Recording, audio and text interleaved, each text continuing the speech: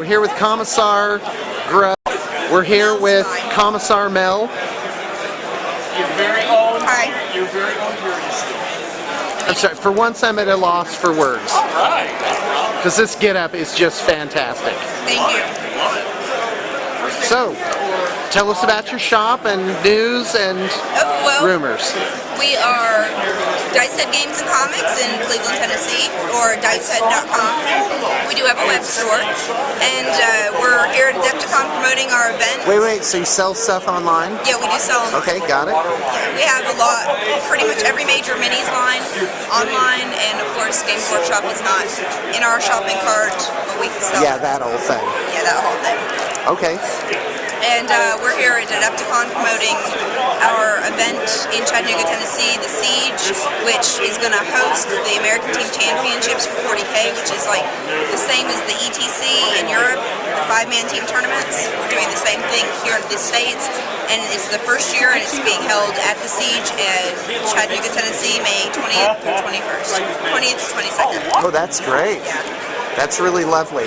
Now, I don't know what the ETC is. The ETC that they did in Europe was the European Team Championship. Hold on a second. By the way, there's a whole show going on down here as she's fiddling with her candy. Go ahead. I have to have chocolate.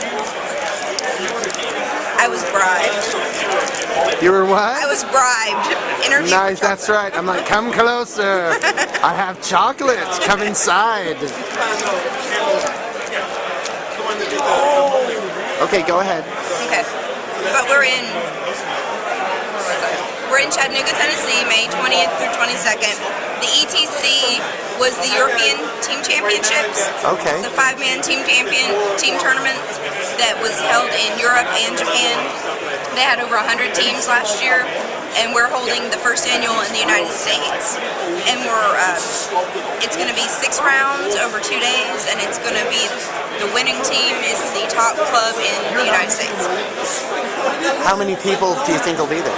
We are estimating, we're prepared for 40 teams, which would be 200 people for just that tournament alone, but we have 22 teams already registered. So, you know, if we have... Okay, now we got rid of those two. All right, go ahead.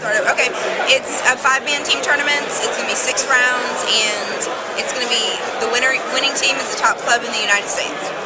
Wow, that is really neat. Kind of a big deal. We've got 3 teams coming from the guys that put on Adepticon are bringing 3 teams. We've got teams coming from as far as away as New York, California. We're in Tennessee, so those are pretty far from us. There's a team talking about coming from Canada, possibly a European team. So wow. we've got a lot of... So what's your role in this, the role of Dice Head Games? Dice Head Games is the sponsor. We are... The sponsor? And we're the organizers, yes. Okay, this is your deal. This is our event. The Siege is in its 3rd year, and the ATC is being held at The Siege. The Siege is a gaming convention that has role-playing games, card games, board games, miniatures games, everything. And we actually even have stuff for kids this year, so you can bring the family. And in Chattanooga, Tennessee, there is an aquarium, there's a creative discovery museum, so you can actually bring the entire family for the weekend because there's lots for the family to do. So it's a big event. That's really super. We're expecting over 400 people this year, and that's in our 3rd year. So you and your husband are like movers and shakers. I didn't know that. I guess so. On Daka and some other forums, people were asking, well, why can't we have an event like the ETC in the United States? And a friend of ours said, well, we think that Shane at Dice Head should run it because he runs some great events. And we were asked to do it, so we're doing it. Asked by who again? Just some guys from Blade and Bolters, one of the gaming clubs that is in our area. They come to a lot of our events, and they said that they thought we should run it because they think we have organized events. We try to stay organized. Is that true? I have I really like organization, so going beats me beyond all reason. So I made sure that when we did our first big tournament, the Mall in the Mall, 6 years ago, that it was organized, and that's one of the big things that we try for. But it's also a fun event with lots of prizes, all kinds of prize support from all the different game companies. It's going to be a big deal. That's brilliant. So diceheadgames.com. Dicehead.com. Dicehead.com. Okay. Well, that's really lovely. All right. I've been very interested recently in the future of the hobby. Why don't you make some predictions and observations? I think that they're going to do a good job because Peter Jackson did Who's a great... they? The people doing the movie, doing The Hobbit. Oh, you're talking about The Hobbit now. What are you talking about? No, I said the Hobby? future of the hobby. Hobby, not Oh, you thought I said the thought you future of said the Hobbit. Hobbit. Oh, by the way, hold on a second.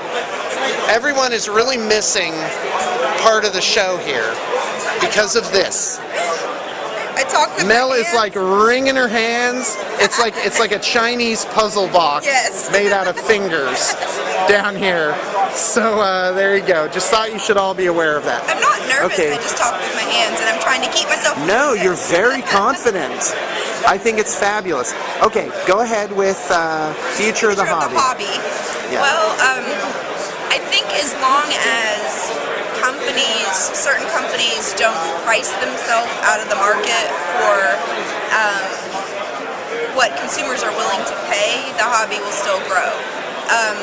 There are a couple of major companies, well, one major company that during the worst recession since the Great Depression did their largest price increase ever. Right. And it really did hurt the retailers. I don't know if it hurt online sales that much because they discount anyway, but it hurt a lot of regular retailers, brick and mortar stores, which, you have to have brick and mortar stores to have places to hold events. But I think as long as, because, we all know that online sales hurt brick and mortar stores. We actually had 2 locations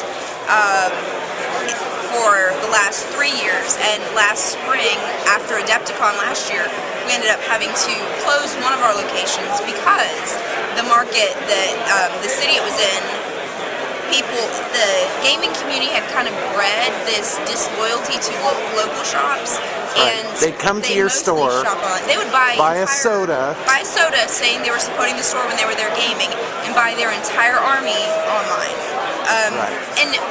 And our other shop, the one that's been around for 9 years, we have a really loyal player base, and we don't have to say anything to customers because they will let it be known that if you're playing here, you buy here. That's how it works. You have to pay your rent, so we can pay our rent, and that's really awesome. And we do have a website, but we prefer, if you have a local shop, shop with your local shop so you have somewhere to play.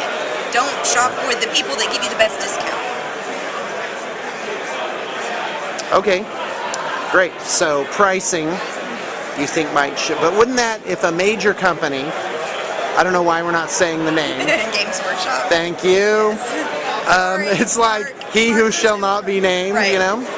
But wouldn't that be good if their prices went up? Wouldn't that allow leaner competitors to come in and It would. get some market share? You see a lot of companies, a lot of smaller companies coming in with a better price point and decent, really good game systems like, Malifaux, Dystopian Wars, Dark Ages, a lot of smaller... Do you think Dark Age is going to be a thing?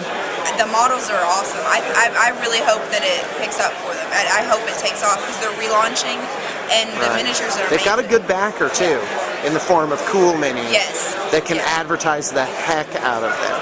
And we're actually hoping that they will come to the siege because they're only 2 hours away. So. They'll come to the siege. but I think for the hobby to continue to grow, it has to be realistically affordable. Of course, it's a hobby. You have to put it is an investment hobby. Right. It's not like, a pack of ball cards or, other things. Well, wait, not like baseball cards, Right, not like baseball cards, Yeah, that don't cost hardly any money. well. People don't dump a lot of money into Well, those they things. do, but individual packs of cards. Well, there you go. Yeah. Well, my theory is boys will have their toys, Yes. and they will spend all their money on them. Yes, that is very true. Very, very So true. there's no such thing as a cheap hobby. No. I guess No, that'd be a all better way to put it. Yes, there is no such thing as a cheap hobby. But they, in general, the customer base has X amount of dollars to spend, and if you go up on the price, your prices you have to increase your prices every year because Well, there's inflation. Cost and of all living, that. sure. But again, it has to be a little realistic. It hurt our sales a little bit, but then like I said, when customers have $50 to spend, they're going to spend that $50, whether it's on one thing or four. Whatever, they're going to try to get the most they can for their money. But we prefer that you promote your local shop. If you don't have a local shop, then It's a big deal. yeah. Well, and because I was talking to Mel for like, what, a half hour yesterday about the travails of the second shop. And I was like, oh, I didn't record this. Such a great story, really. And how it affected you. It really that you... For me personally, the shop we had to close was my shop. It was my baby. It was my customer base. And having a customer base that isn't loyal 100%, we had about 30% loyal customers, and they actually still travel to our main store 20-30 miles away. So we still have the loyal base transferred, but when 70% of your customer base is really loyal and you're having to pay rent and pay employees, it's really hurt. And then when your loyal customer base, 30 to 40 guys, 6 of them lose their job due to the economy. Right. I'm not really going to expect my loyal customers to spend their unemployment check on gaming because they have rent or Wow, I would. payments. Well, it'd be I'd nice. be like, to the streets with you. But I'd rather have them have homes and things like that. Right. But then when you have a disloyal customer base that can't pick up That's the why slack, you failed, Commissar Mel. Yes. You were too soft. I was too soft. I didn't require my customers to give up eating so they could buy games. That's right. Should have. People need to know what's important in life. Yes. All right. Well, that's great. Okay, hold on. I just need to point something else out. Is Mel pounded like 3 mini Snickers 2. with gum in her mouth. No, I had it in my hand. That's what I was. Oh, did you? Yes. Oh, okay. Yeah, 'cause I you was can't like, chew that gum is hardcore. and eat chocolate, then your Yeah. food tastes like chocolate. No, it's gross. But, that would be okay. Yeah. All right, hey, thanks a lot. This is Thank really you. quite riveting. And entertaining. Can you just give us a little turn so we can see your outfit sure. one last time? I don't have the. Hold you on. got the gun. I don't have good wide angle lens there. Here we go. Ta-da! Okay, now twirl. Twirl! Twirl! Twirling Commissar. Yeah, I don't think. No, I think the they last act guy like got myself. shot because of that. That's outstanding. Thank you. Hey, thanks a lot, Mel. All right, I You're all right. appreciate